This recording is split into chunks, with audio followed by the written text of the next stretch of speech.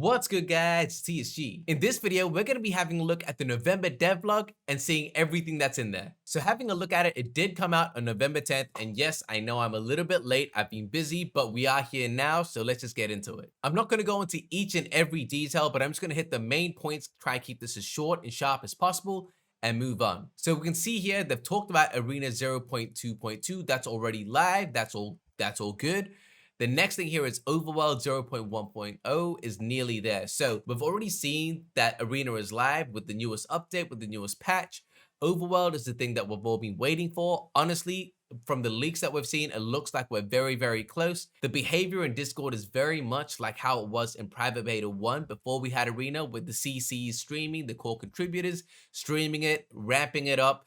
And it seems like the exact same thing is happening with Dick Kings, Grant, Chris. All of these guys are now streaming. I've streamed once or twice as well. It seems like things are happening, and it's eerily similar to PB1, which means fingers crossed we're almost there. The next thing in this intro right here is about Illuvatars and how Illuvatars are the biggest thing that we're trying to focus on right now after Overworld.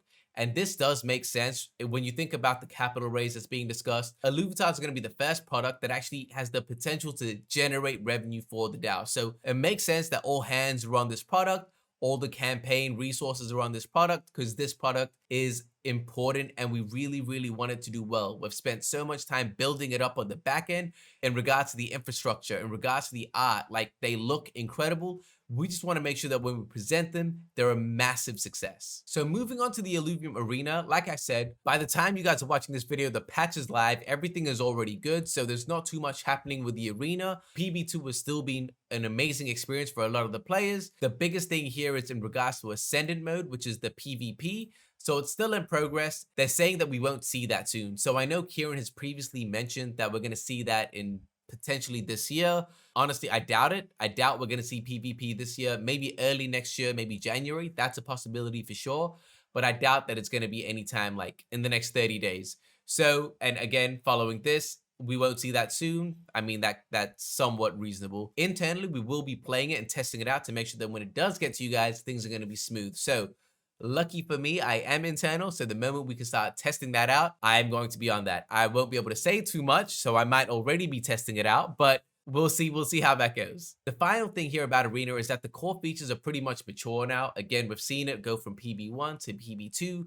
They've obviously made a lot of improvements, and it does seem like the foundation is set. So any additions are going on here are going to be a lot easier to implement than building it straight from scratch. He does mention that it isn't without flaws, but they're proud of their efforts. And like I say, again, what we're going to be playing now is the beta. It's not going to be perfect, but based on what we're seeing now already, like the gameplay mechanics itself, in my opinion, matches up to Teamfight Tactics. So that is a good thing. Obviously, the major part is going to be PvP, but there's no way to gauge that until we actually have that in our hands. Moving on to the overworld, the first thing that we see here is that he says that we're closer than we think. Internally, they had a meeting deciding if they were going to release it in October. Obviously, we're now at the end of November, but again, just read through the lines here. If it was ready to be launched in October, how much further can we be, right? And again, like I mentioned before, we're pushing it out in the Discord. We're pushing out the content. So, I mean, you guys can figure that one out for yourselves. He does mention here there is still quite a bit of work to do in some of the regions.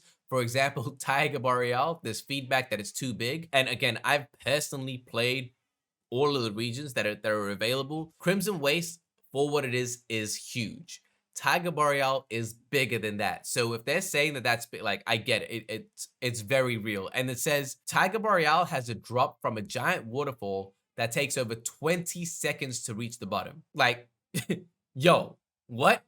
20 seconds for it to reach the bottom. Like, that's just mental. Like, there's no need for something like that. He does say that they do have long-term plans that require these regions to be a bigger size, but it does take longer to actually get them to the right level of polish, which is understandable, right? Like, if it's small, it's easier to keep clean. The larger it is, the more time it takes to really get it to that level that you're happy with. He says that these won't come with this first overworld beta, which is, again, understandable. I think most people right now in the community just want to get their hands on something. So I think that's very, very acceptable. He does mention right here that everyone needs to realize that these things take time to get to the eventual state that let us finally say they're not in beta. And again, that again makes total sense. The thing with Aaron is that everything that he says is just factual. Like, he tries to be as objective as possible. In addition to that, he says it's important to release what they do have when it is possible, when it does pass that threshold, because it is essential for both the community, like community sentiment, and investors. Like, investors have had their capital in here for quite a while.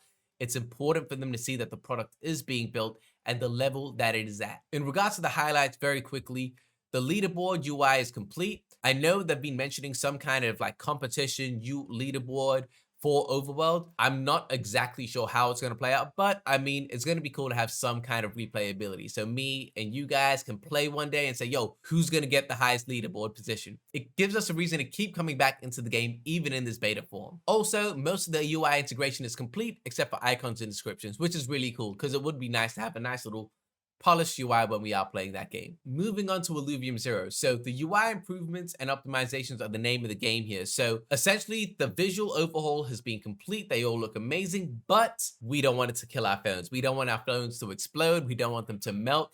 We need to optimize that, which is going to be incredibly important. We already know how horrible iPhone batteries are. The fact that they might even drain them quicker is just not what we want. So optimizing that is going to be the utmost importance here. There's not much else to say here. He says progress is going faster than ever before. They bit off a lot, but the small team chews quickly. That's just waffle. It just means that they're working really hard. We're almost there. Bear with us, essentially. A big thing here is that they're mentioning that they're looking to release on PC and Mac instead of WebGL to speed along the alpha. Android remains a part of the plans too, but I think this is amazing. If we're able to play it as an actual thing on PC and Mac instead of WebGL, it's just going to add another layer of quality to the product, in my opinion. The highlight for this right here is that the next sprint is to include optimizations, final UI, final backgrounds, shadows, and bug fixes ahead of the alpha launch. And with this, we know that Overworld is coming out pretty soon. And maybe Illuvitas, maybe Illuvium Zero after that. But obviously, if you understand marketing, it's going to take time. We're not going to drop everything at the same time. We're gonna need to space it out. So I'm a lot happier if they take a bit more time with this, get Overworld out and Illuvitas, and Illuvium Zero kind of being next after. Moving on to Illuvitas. So he mentions that we've seen so many leaks recently, and that is true. I've got a couple of videos coming out about that as well with just the leaks of Illuvitas. There's so much.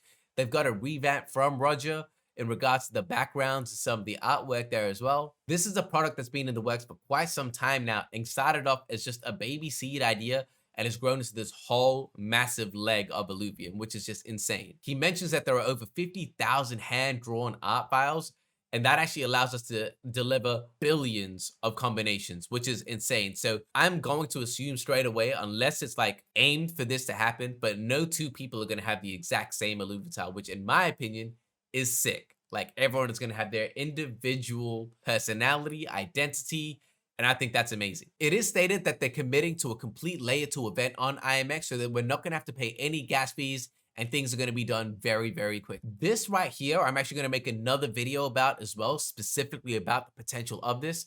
But we're talking to some of the world's biggest brands about launching limited edition promo discs soon after the sale. So these are gonna contain, again, like, I'll kind of mention it here, but I'll make a whole other video. But imagine like a McDonald's thing where you have an Atlas wearing a McDonald's cap, holding McDonald's fries, right? Like, these are the possibilities that could happen. You've seen other promos with McDonald's and Pokemon and just other various collaborations in the past. Like, we're talking major, major brands with Illuvium, and Illuvitas is such a good way to not only expose our brand to others outside of the Web3 space, but also start building those connections and networks with these massive, massive brands. Another major thing is that Illuvitas are incredibly different from all other PFPs on the market.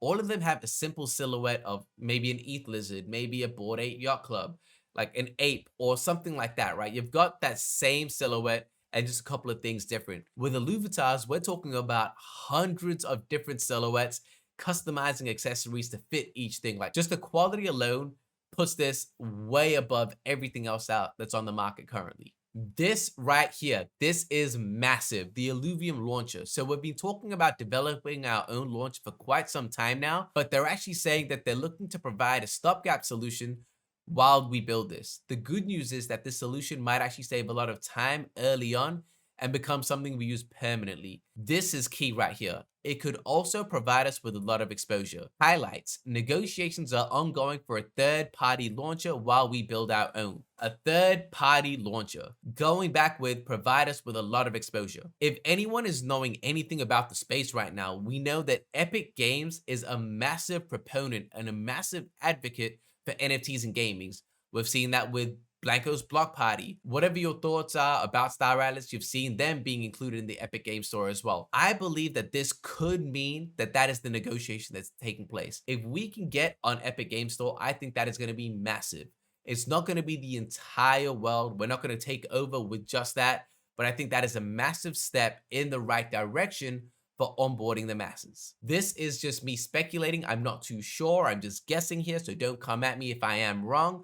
But this is just what my belief is, and I know a lot of people in the community have the same opinion. In the summary, he talks about a bunch of things. He mainly focuses on the Illuviums right here, but what I want to do is I want to focus on the release order. So the first thing that we have coming out based on Aaron is Private Beta 1 Overworld. That seems logical, like I said at the start of the video or maybe in the middle. With everything ramping up in Discord, with the streams, the leaks, that seems obvious. The next thing, merch store. Merch store, potentially for Christmas, something might be going on there. Obviously, if that's next, it does look like they are really trying to hit that December benchmark, because it does make sense to have a merch store for Christmas. That's just obvious marketing. This surprises me over here with Illuvium 0 Alpha coming up before Illuviums. I would have thought that they'd be trying to get Illuviums out as quickly as possible, but it does seem Illuvium 0 is the play here. I know a lot of people are going to be happy about that. We've held the land for quite some time. People want to get stuck into it. Following that is the news hub. I don't know too much about that. But then we have Illuviums. That makes sense to me. So it is looking like potentially January of next year based on the timeline that I'm building out right here. January, potentially. Private Beta 3 Arena. Again, so that idea of PvP this year is out the window. Potentially January or February. And then the launcher. The launcher I'm kind of just ignoring because we don't know what the situation is there. But that is the release order right there. It does look like Overworld is coming right around the corner. Let's have our fingers crossed and hope that we can play the game as soon as possible. Anyway, guys, thanks for watching. I hope you guys found this insightful. I appreciate you guys, and I'll catch you guys later. Peace.